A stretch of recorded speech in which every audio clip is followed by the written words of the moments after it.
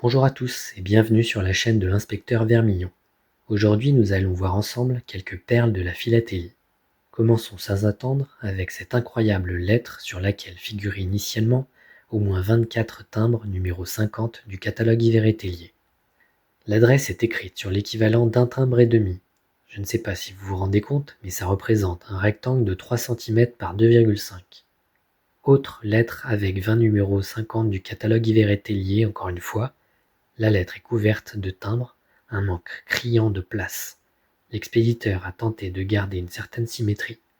Pour les timbres à l'unité, on peut céder de la cote Yver-et-Tellier. Mais ici, nous sommes devant des pièces inclassables, qui sortent de l'ordinaire, et donc difficilement estimables.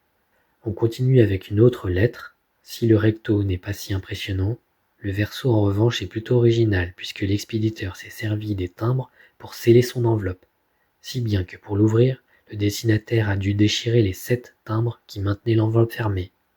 Une lettre recommandée qui ressemble étrangement à une lettre de deuil. À mon avis, il se cache derrière une improbable explication. Cette enveloppe a tous les codes d'un pli chargé dans une enveloppe au bord noir, habituellement destinée au faire-part de décès.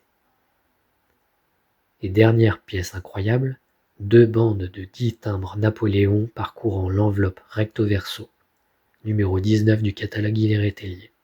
L'histoire serait tellement plus belle si on pouvait dire que l'on trouve encore ce genre de pièces aujourd'hui dans le grenier des études notariales, mais ici, pas d'anecdote mémorable. J'ai acquis la dernière pièce à l'écran dans une vente aux enchères.